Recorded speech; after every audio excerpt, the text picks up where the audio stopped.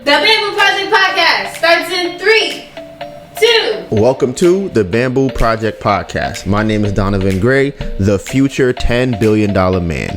On the way to 10 billion, I decided that I am going to help create 1,000 millionaires, including myself.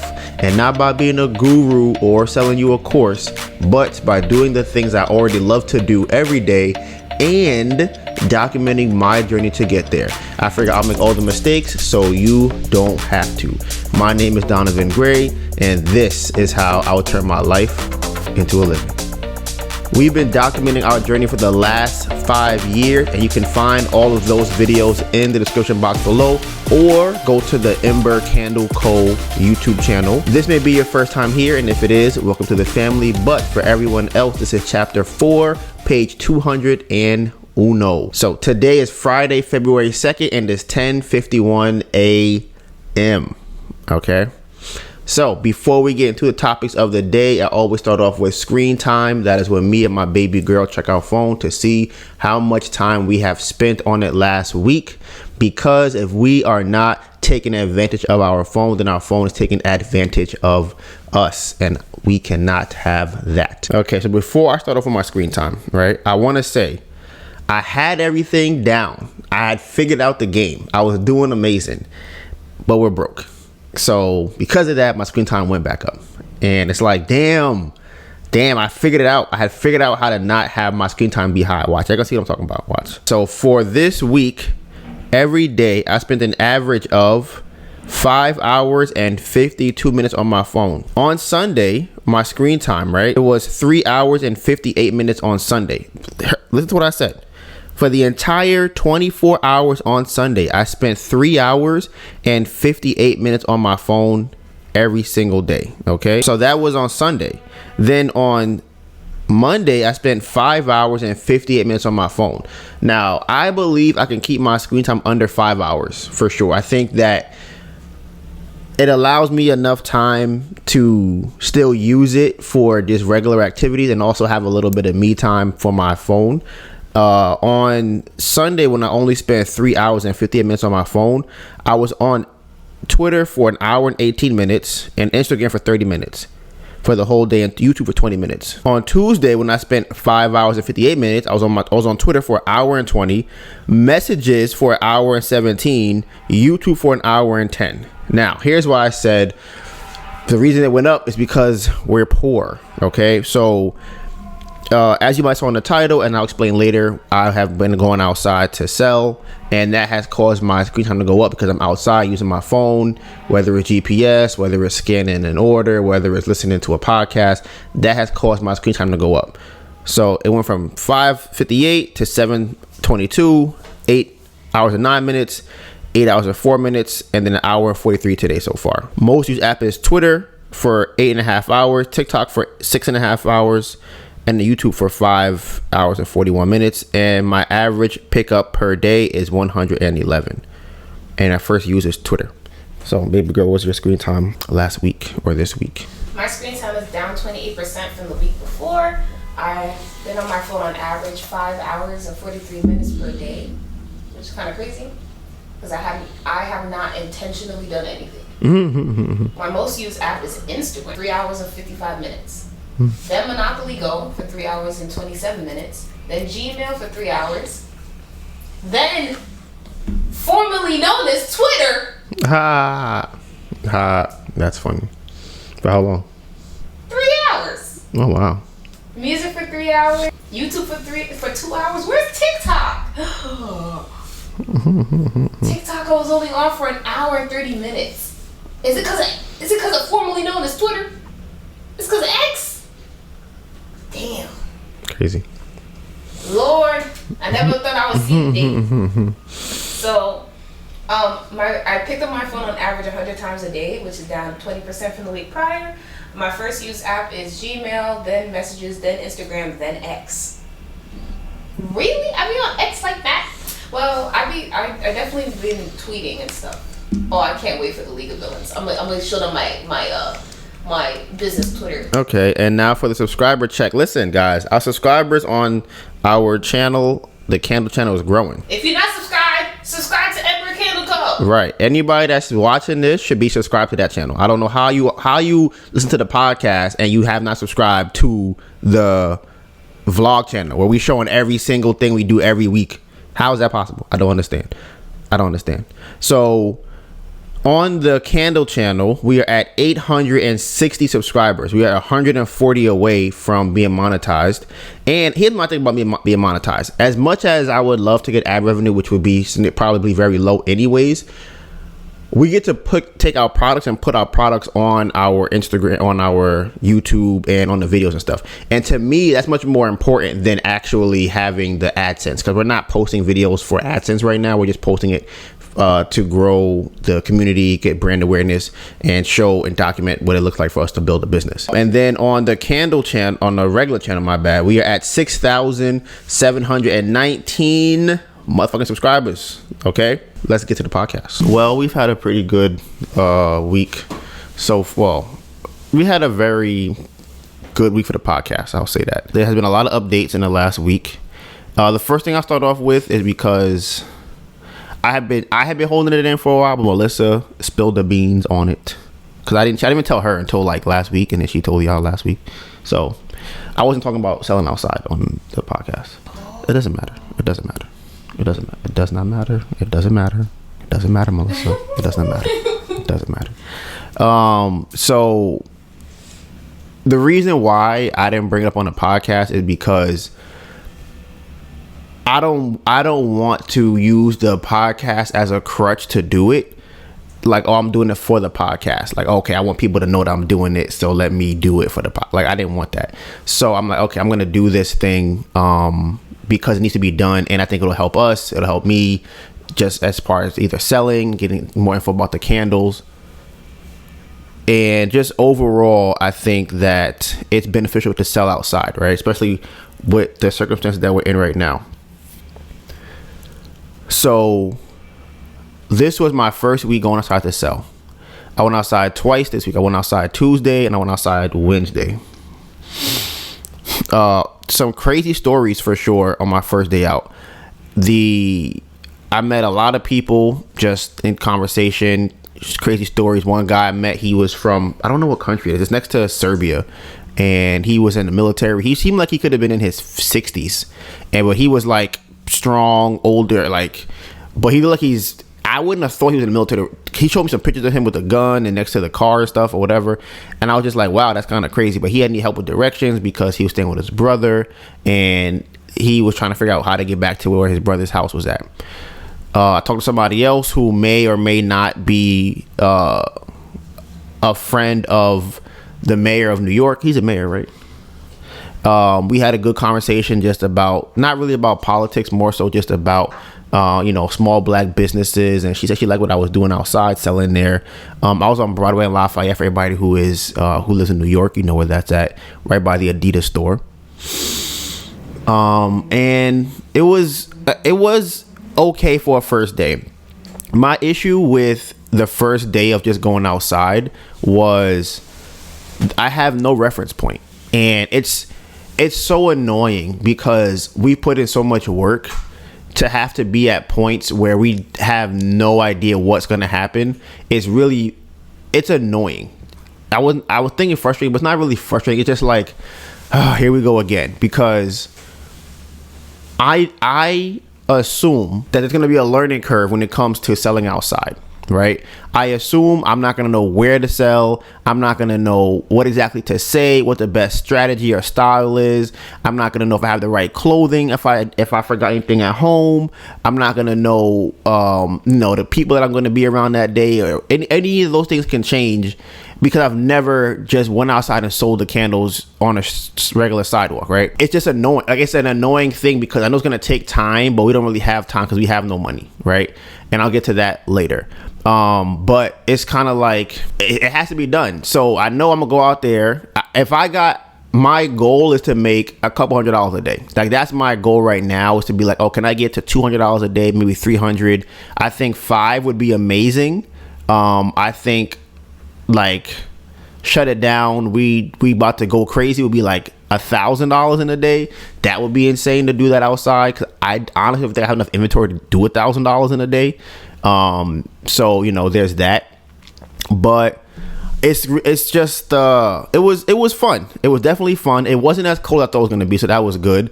And where I stood at, there was actually a lot of light, so I was able to stay out there till closer to 7:00.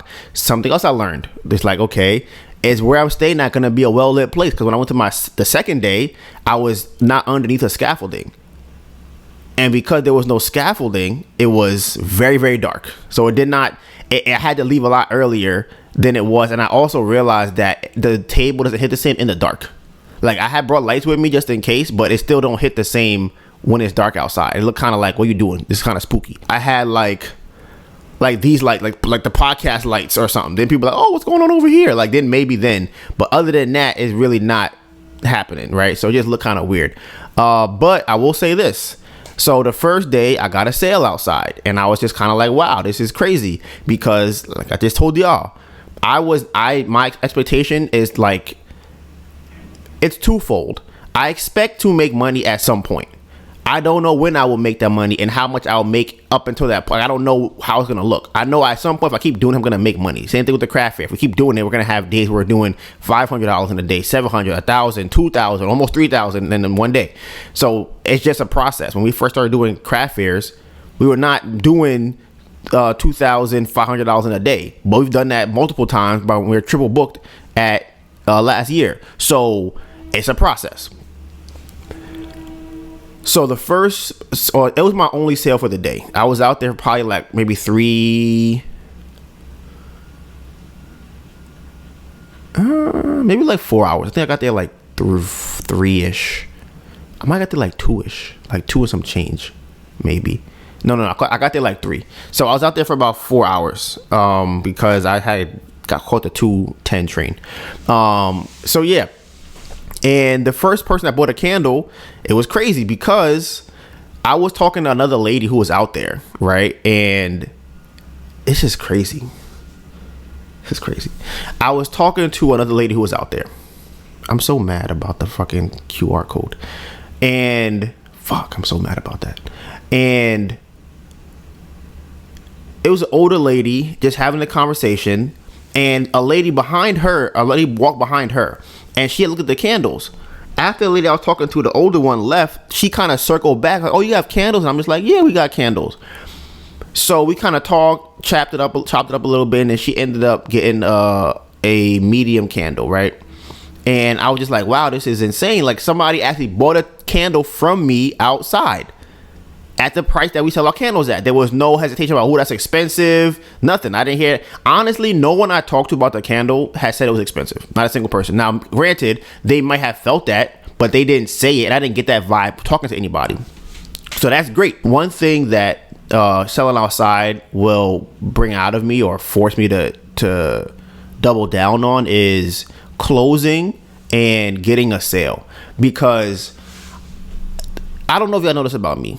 Right, it's not a good trait when you have a girlfriend, right? It doesn't help very much. But I prefer my back to be up against the wall. Like, I feel like I work better in those circumstances. So if I'm outside and I have to sell, I'm gonna use everything I have in my repertoire to try to get a sale, right? But if I am, inside of a fair, it feels kind of comfortable. It's kind of slow. People kind of walking by, whatever.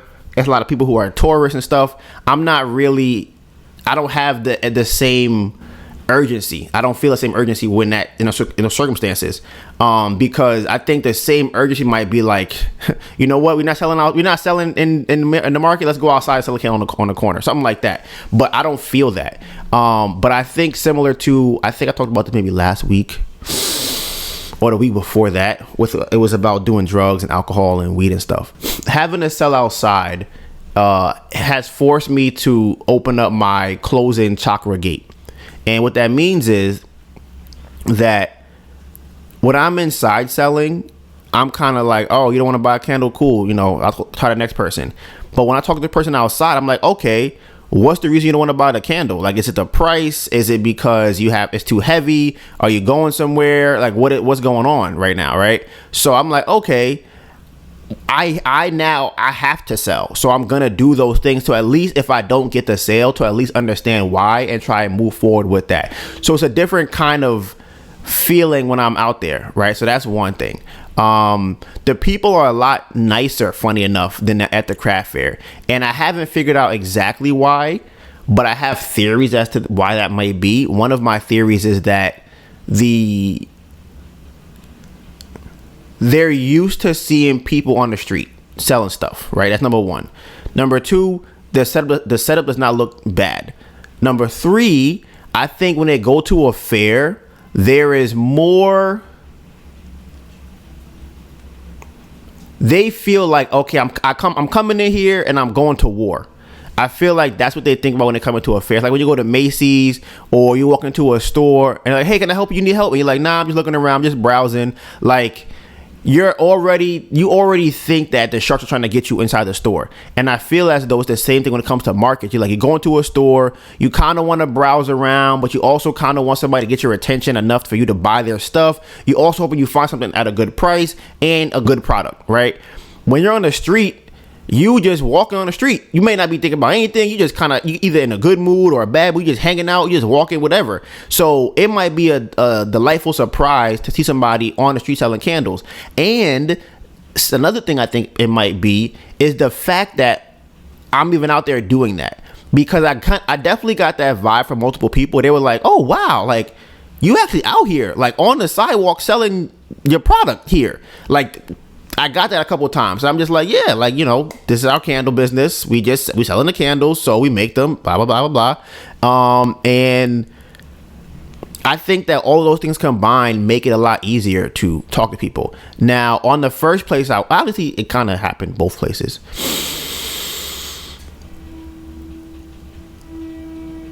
The first location I was at, the feeling of people saying no didn't really have an effect on me, and I don't know what caused it. I don't know if it's because of the environment I was in, which is probably what it is, or the people. I'm going with the environment. I really hate this a lot, right? Like, I hate having to sell in front of somebody else that I don't know, right?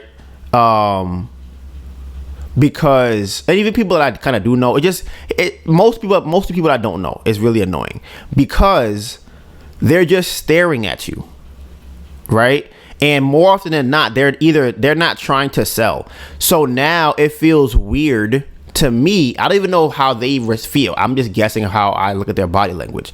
But if I'm standing here, and whether I'm getting sales or not, and I'm trying to get sales, if I'm not getting sales, the vibe I'm getting is like, yeah, man, we should stop doing this. It's tough out here, right? It's either that, or the other feeling is like, damn, he's getting sales and I'm not getting sales. Now I feel bad.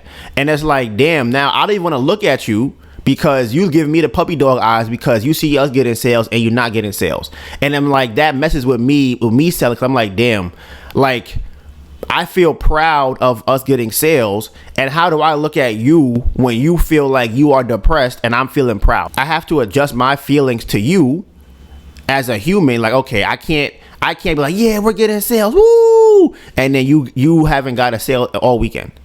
Like, it's just gonna be an awkward interaction. And even like that's what happened when we had the those people steal from us. They see us doing sales and they're like, nah, this is terrible. We're not getting no sales. Let's steal from them. You have that. You got people, they want to come talk to us in the middle. You know how many times we've been in the middle of a transaction and another vendor will come up to us and have a conversation with us while we're talking to a customer? It's oblivious. Just, a customer is in front of me.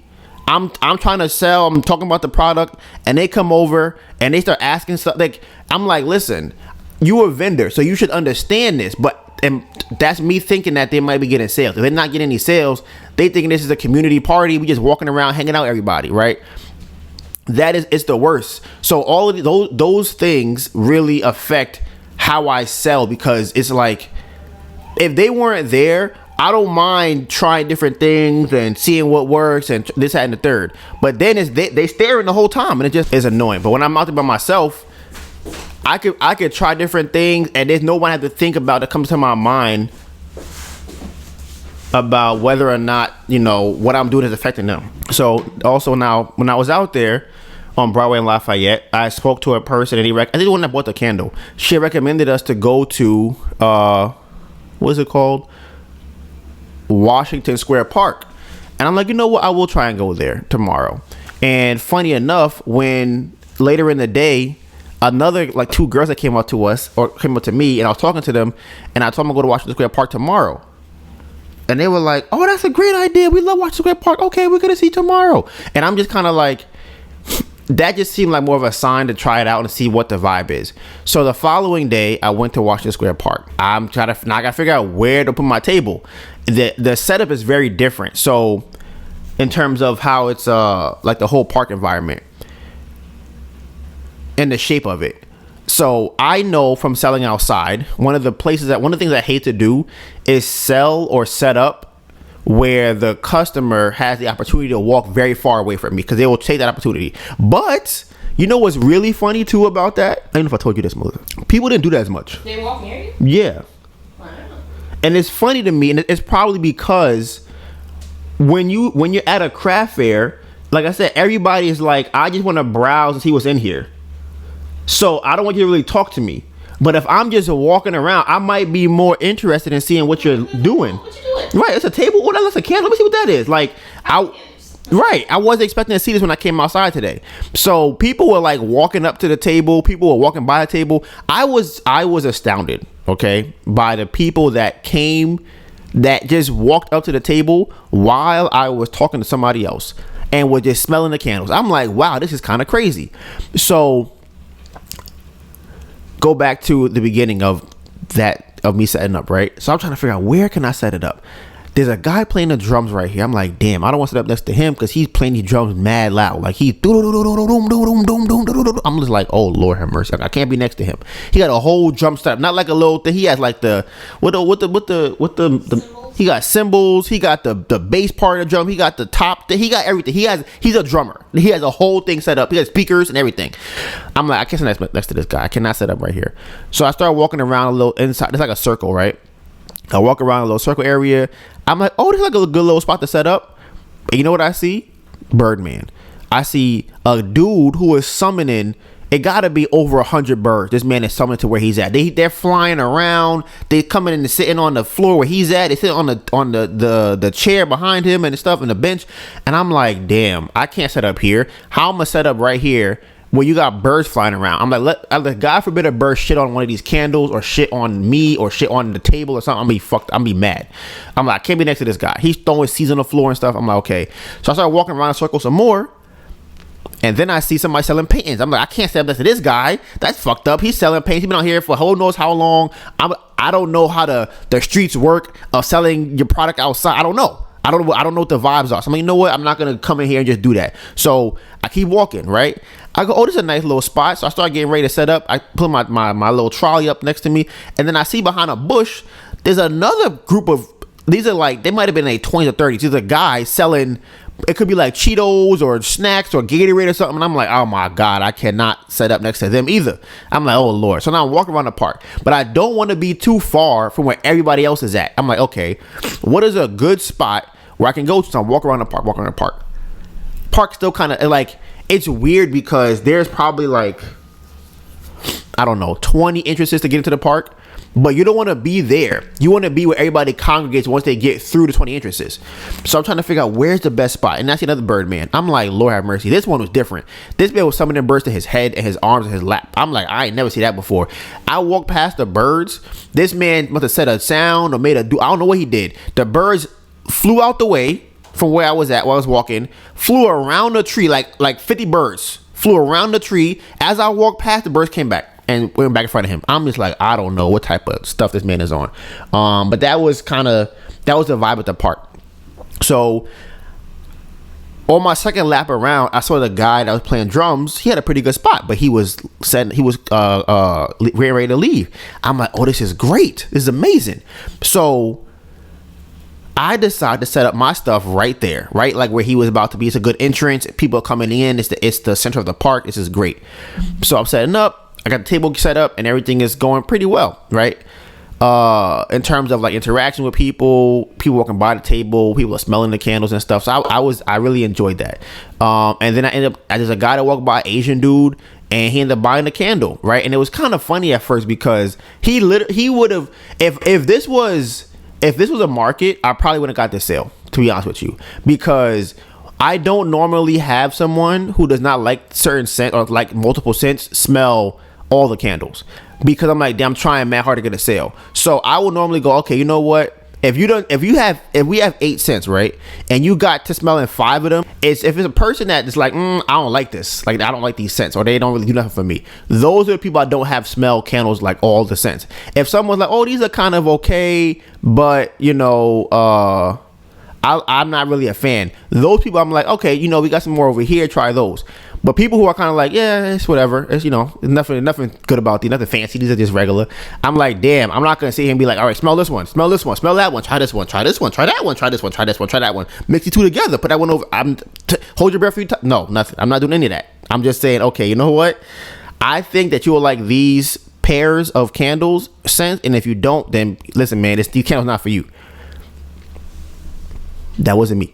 I said, listen, sir, which ones you like? Which kind of scent you like? I gave him all the red ones. I said, you like this one, room service? He was like, nah. See, like this is too creamy.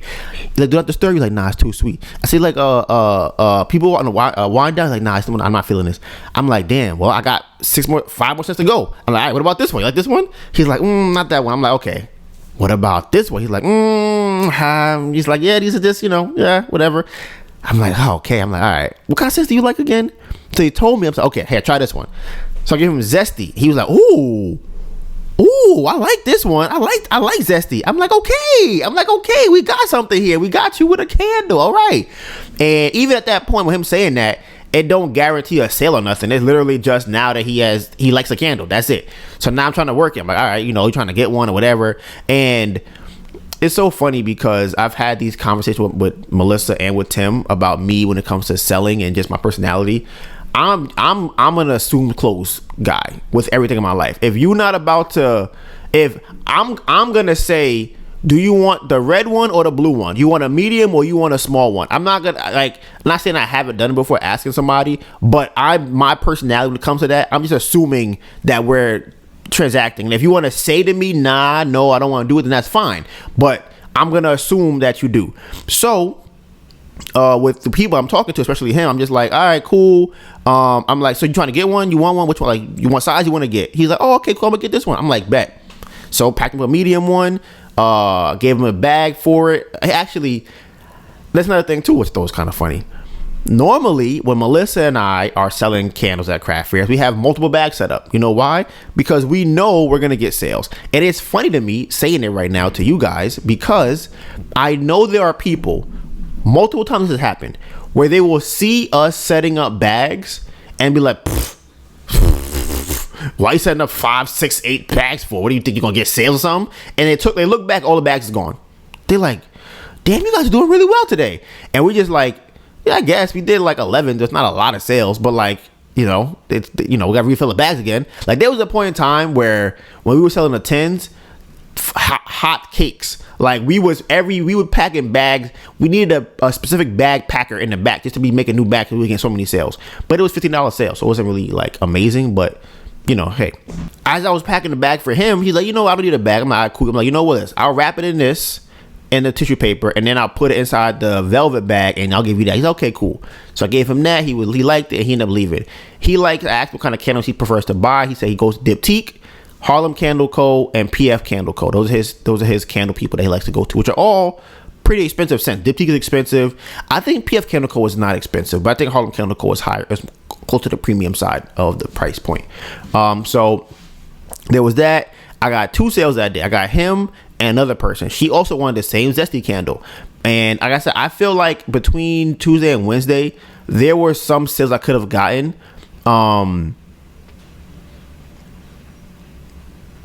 But there was probably like 2. I feel like I didn't know how to close them. But that's why I said before, me being outside more often now, I have to close. So I'm gonna have to figure it out. I'm like, okay, how am I gonna close this person? And like I said, it's a different kind of energy with that. And I do think it becomes easier just because, like I said, the environment is different. So, like, one thing we used to hate so much at Artists and Fleas in Williamsburg, especially towards the tail end of us being there, honestly, might have been the entire year. They put someone next to us who literally would stand in the aisle and ask people to like smell their stuff, and they would then rub their fragrance on their arms or whatever. And I'm just kind of like, they would then walk up to us and be like, "Oh, I already smell so much stuff already. You know, I'm okay, I'm fine." And that annoys me because I'm like, damn, I have to now try to get you. I have to overcome the fact that this person over here just had you smell 36 different scents. They put it on your neck, they put it on your wrist, they put it on your other arm, your hands is all moist, and you come to me, I'm like, "Hey, what smell a candle?" Like, no. I don't want to smell anything today. I had enough of the last guy. He jumped me in the middle of the aisle and he threw some stuff on me. I'm okay. And I'm just like, well, we only really have candles, so like, and other fragrances, so I can't really, I don't know I don't know what the overcoming objection will be. I don't know how to get around that. So that's something I have to deal with being at the park. So like I said, it's been okay so far. Making some money is better than making no money for sure. I came home positive. I came home with more money than I started the day with. So that's always good. Whether it's $10, $50, $100. Like I left with $0 on a day, came back home with $35 or $50 or $100, whatever. So I'm like, all right, cool. So that was pretty much how those 2 days went. Now, one thing I wanted to bring on the podcast is the 15K that we got, right? Which is all exhausted at this point.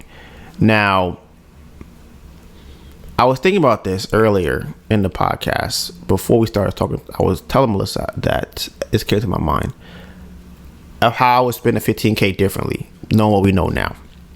So one thing I would spend it differently on is I would spend it on running ads, but I would spend it on like $10 ads that we create. I think that's what I would probably do differently. I would just be like, I'm gonna just throw an ad up there, see if we get any sales, see if we get any clicks. Because out of all the money we spent on those ads, from my recollection, and it's hard, we only got like one sale, I think. But a lot of the other traction we had from the site that were technically sales, people were Googling Ember Candle Co. and then they were clicking on us and then buying something. So you can't really count that as much. But that had a pretty high amount of money that we made from that. But that comes from our sheer willpower and will to sell stuff outside last year at the fair and whatnot. Because people remember us. They have the candle, they have the car. We're on Instagram, we're on YouTube, we're on Pinterest and TikTok and Etsy and Fair and Amazon. Like all of those channels bring people into the website, and that's how they ended up looking for us. So that's the main reason why I've been outside, because like, okay, we have to sell, we have to pay bills. So it's like, okay, what am I gonna do, get a job? That's crazy. So I'm like, I could sell candles. Now, there's two options I want to do, right? The first one is obviously I want to be able to sell the candles outside and make a good amount of money, but we need larger amounts of money quicker. So I'm trying to figure out what would that look like.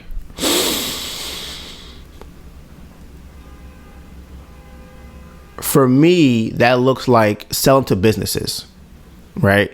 I just haven't really figured out logistically how that would work, because the cart is very heavy. I can't really carry the cart around everywhere with me, right? So I think it's possible for me to sell a box of candles to somebody. I don't know how many businesses I would need to go to that would get me to my first sale. But that, to me, number wise, is going to be better than if I sold to people. That's just my assumption. Yeah, I really want to get into selling to businesses, at least for now, because we need the money. And that's the biggest, that's the largest amount of like money we can get at one time would be like $200 per order, like two. If we get $200 orders, and like I said, I don't feel like it's that hard. So I'm kind of trying. I was thinking about this earlier today, in terms of our circumstance that we're in. And I would equate it to this. You're in a tunnel, right? And let's say the tunnel is starting to close for some strange reason, right? Maybe it's collapsing.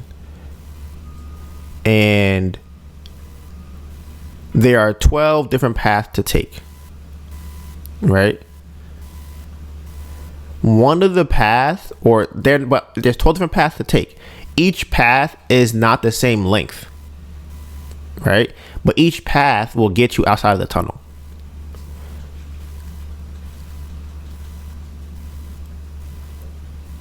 How it's set up for us right now is that. So it's like we can choose a path, but if we're digging in that path and the tunnel encloses on us, then it's like we still have this impending doom of the tunnel trying to close. So we know that there are many different there are many different possibilities for us to utilize, as far as if we're doing wholesale, if we're doing TikTok, if we're doing email marketing, if we're doing Pinterest, if we're doing SEO, right? But it's like, how much time will it take for us to make these things, to do these things, to be able to pay people back, pay bills regularly, just things like that, right? And that's kind of where we're at right now. We don't know which one of them is going to return the fastest. That's literally, we're like, we need something that can return enough money to pay the bills that we have regularly. And if I, just saying it out loud, it would probably be selling to businesses, but it also could be going viral on TikTok. So either one of those things I feel like would help. I feel like those are the only two things I could think of that would get us a lot. Oh, three things actually. There's three. A big influencer shouting the candles out. That's one. And actually resulting in sales. That's one. I think number two would be selling to businesses, right? And the number three would be going viral on TikTok. Those three things to get us to be able to pay our bills and then just go, okay, now we have a sustainable footing. How can we move forward with that? So like I said, we're gonna see how it goes, but that's really how I see it going. And I was gonna go outside today, but like I said, there's always an impending doom happening at everywhere. So the building called and told me that it's my fault. It's 100% my fault. We've been living here for like 4 years and no one ever said anything to me about my bike. No one has brought my bike up to me. No one said anything about it at all.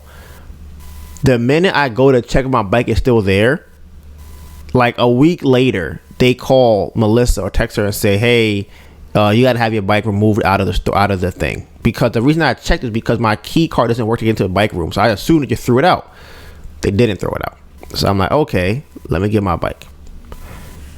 So now they said I have to move my bike before tomorrow. They said by February 1st. I didn't know that. So I'm like, okay, I'll try to move it out before the weekend is up.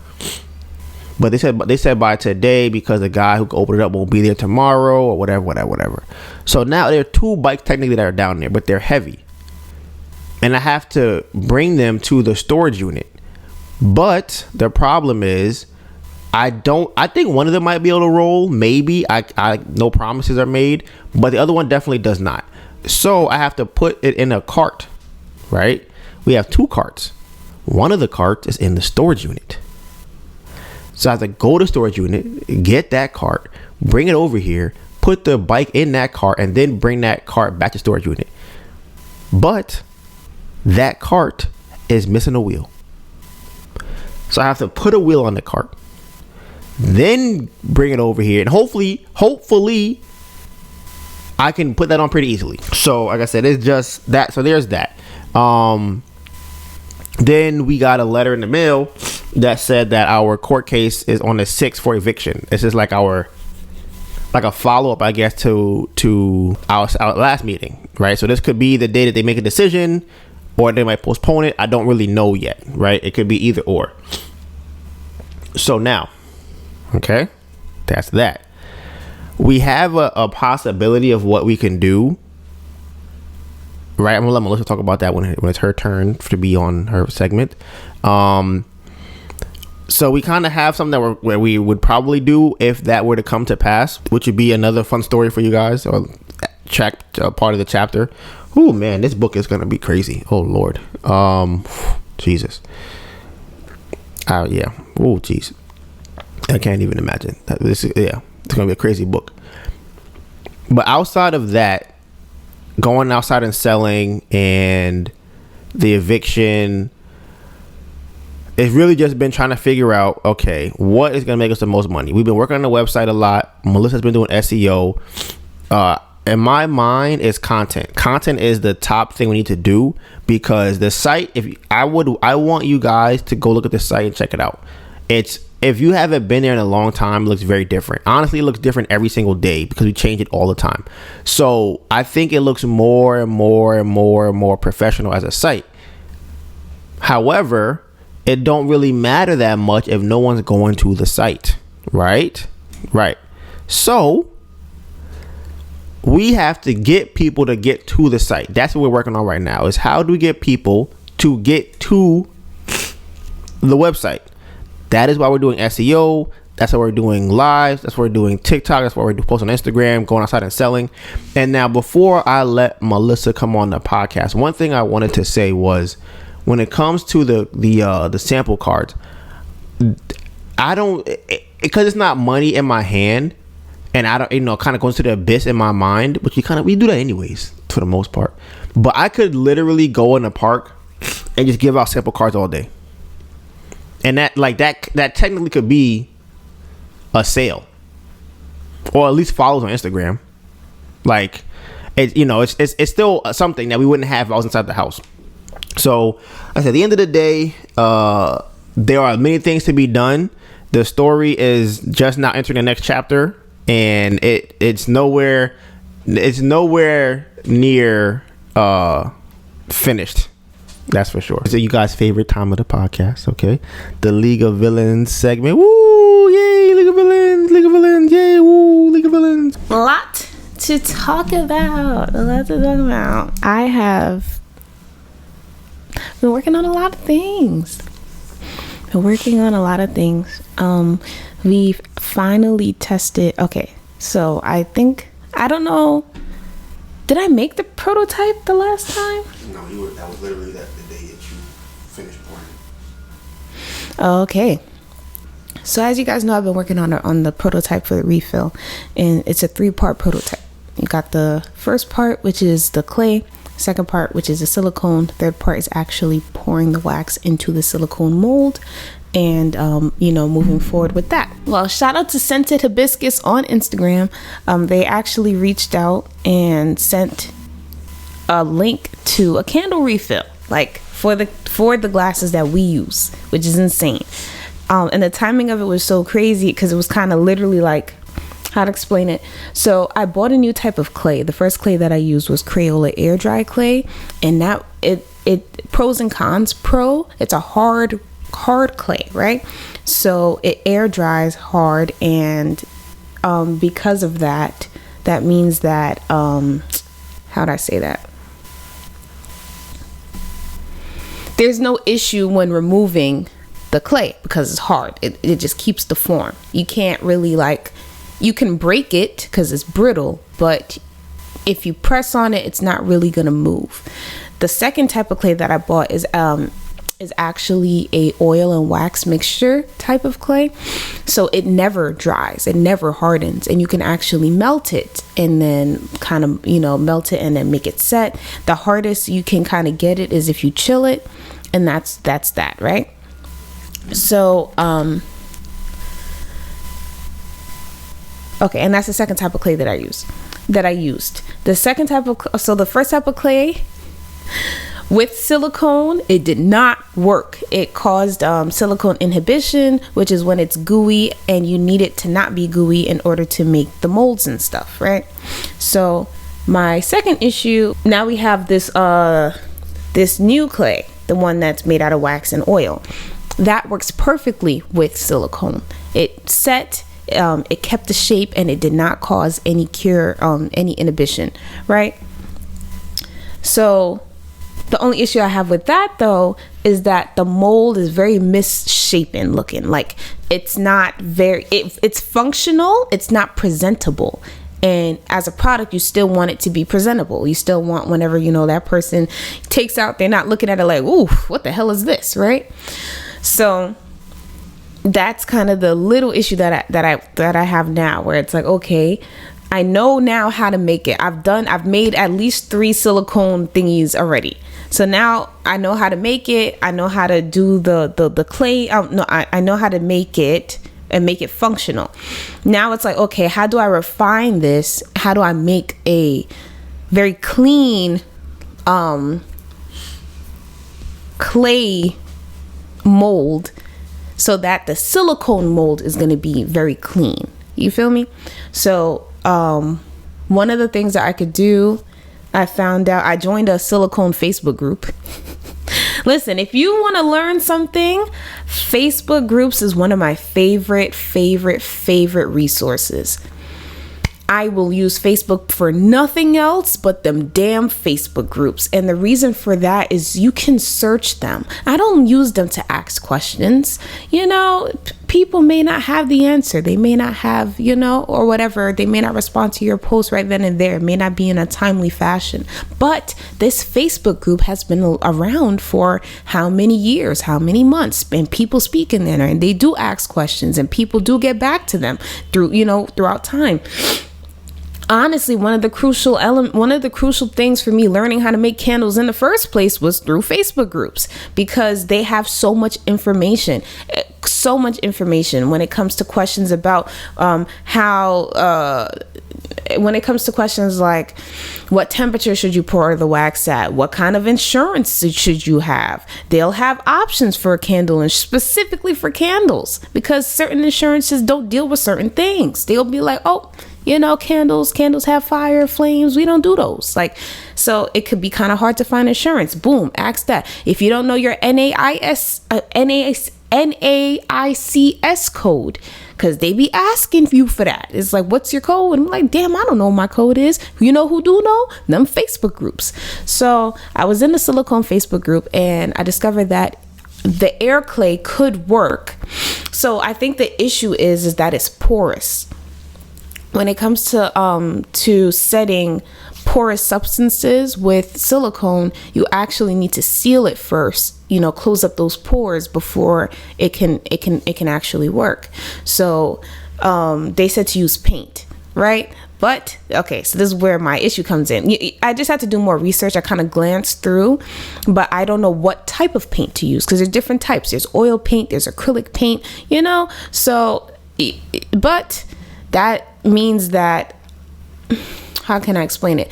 The hard clay is easier to remove from the vessel, because once it hardens, it just comes out. It was very hard to get the soft clay out the vessel. Extremely hard, because it's like you're trying to take it out and it's indenting.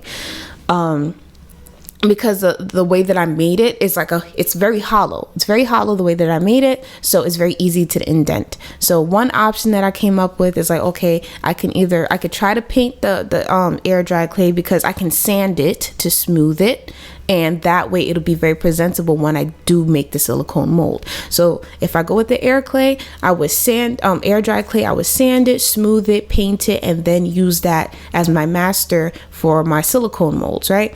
Now, if I decide to go with the soft clay route, what I can do there, instead of making it hollow, I can make it like solid, like just keep packing clay in there until it's like a block, because I have enough. It's pretty cheap. That clay is like $3. I can, you know, just keep packing it in there until it fits, it fits. And then the idea that I have behind it is, at that point, it's kind of two options. At that point, we should be able to pull it out without it indenting, because it's not hollow anymore. It shouldn't be easily indented. Pretty much, it's very easy to indent something that has nothing on the inside. So those are my two. And then a third option that I have is actually taking the clay wax, because that's the thing. I don't know what type of paint works with the air clay, so there's going to be testing iterations for that. I know that works. I can take that and I can cover the soft, I can cover the air dry clay with the soft clay and kind of like smooth it and everything like that, because I already know that it works with the silicone. Only thing about that, I don't know if that's like a strong enough barrier or whatever. I don't know if it'll still, I don't know. I would just have to test it. I'll know if it works, right? And that way, yeah. So those are my 3 options that I have with kind of making another mold.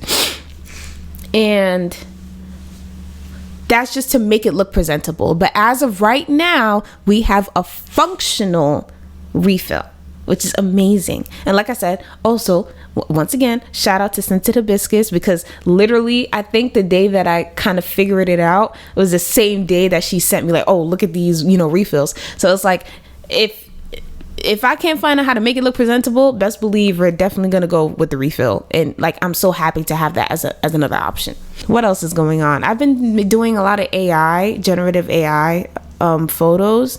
And if you check out the website, like Donovan said, and you'll see the copy that he's written, you'll see how he designed it and everything. You'll see the photos there that I've designed, and probably majority, I think almost, would you say like 100% of the photos on the website have AI? He fell asleep. I would say probably like 70% of the photos on the website have some type of AI element to it. But Donovan takes the photos, they're fire. Anyways, I've been doing a lot of generative AI. And if you subscribe to the Ember Candle Co. YouTube channel, I've started going live while I edit them.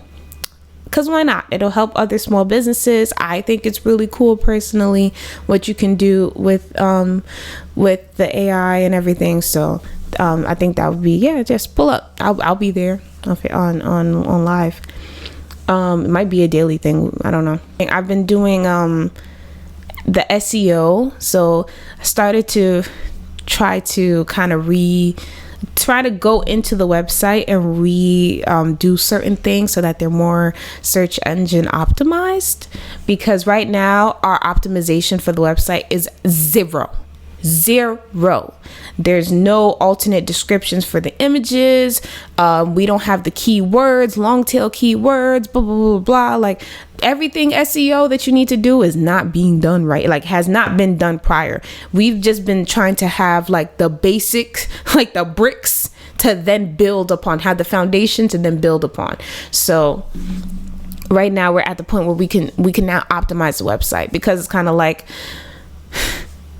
it's not a chicken or an egg thing, but it's kind of like, okay, you could have a whole bunch of people come to the website, but if the website is not converting, then they're not going to convert when they get here, right? So that's why we put so much energy and emphasis into the website. So it's like, okay, now that this is a converting website, now that you feel this is trustworthy, you can see the people behind this, you can see that it's a small business, you can see the quality of the products. Now that that's, kind of being portrayed through the website, when people come here, is more likely to convert than it was before. So SEO optimization is a free way. It's free. You pay with your time, for sure. With SEO, you pay with your time. It's free monetarily, but you pay with your time. And the reason why I say that is because you have to now, like, to create long tail keywords, you have to take other keywords or phrases that people are making to make them long tail keywords. Like, you have to like really go in and kind of piece things together. It's very time intensive, for sure. So that's what I've been up to as well, working on the SEO, and I'll definitely let you guys know, with the update, how that goes, if it's been bringing traffic to the website. I think we've already had a blog on the website that kind of people were just gravitating to. So the idea is to kind of just get as much blogs up there as we can. Like Donovan said earlier, the eviction is coming. It's knocking on the door. It's almost here. I was really hoping, they were talking about passing a bill that would create a winter moratorium, because it's freaking freezing outside. It's cold as fuck. So the idea behind that is like, okay, so that we're not evicting people and putting them on the streets when it's freezing outside. We'd wait until like April to like actually evict people. So that's a bill that they were talking about, but I don't think they've passed it. So luck is not necessarily in our favor in that. I mean, I guess we in February, so it is what it is. There will be 2 more months anyways. It's not really a lot more time. So there's that.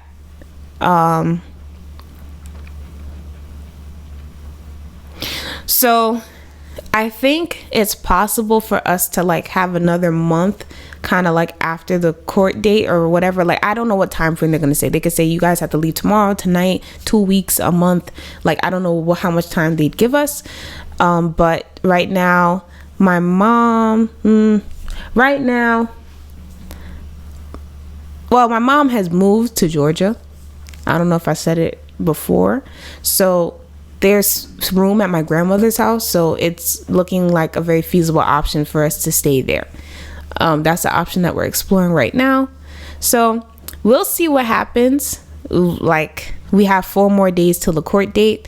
It's funny, I feel better than I did in the past because I'm not gonna be homeless.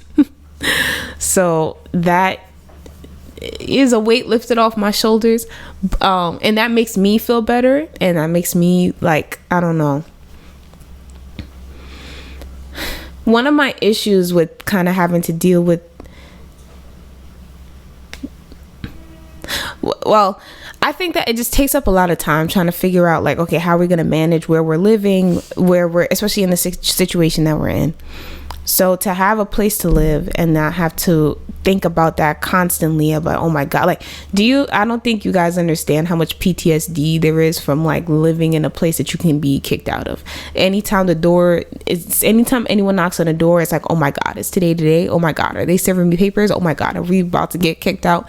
Like, I was staying at a relative's house and someone knocked on their door and I'm like, oh my God, we're getting evicted. It's not even my house. What am I thinking that for? That's, I'm like, so I think that's going to be a huge weight off of my shoulders. It's not the ideal situation, obviously. But I think that it'll allow me to focus on the candles, because to figure out the living situation, it's research, it's going to the different offices, speaking to different people, going to government offices take forever. So it takes time away. It just point blank period. If I'm over there, that means I'm not over here working on the things I could be working on. So this will be the last part of the podcast. Remember earlier I said that there are 3 ways for us to get money quickly. It would be an influencer, it would be selling to businesses, or going viral. So I have a plan for businesses to some degree. It's not really fleshed out all the way, just a kind of an idea. The virality thing, we're somewhat working on that piece right now.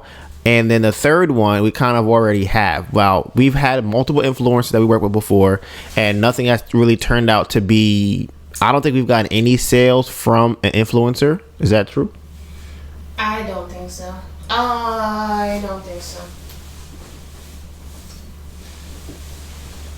Yeah, we sent Ellie 8 candles, and she did not. She just... I mean, we never really checked to see if she posted it again, but even if she did, she didn't tag us. Right. So, you know, right, it is what it is. I'll go back to her page and see if she has any candles in the background of her videos. And how did she find us? Oh, she bought a candle from the fair? Yeah. So, you know, she has candles for the rest of her life for the most part. She got 8 candles. They're going to last her a long ass time. But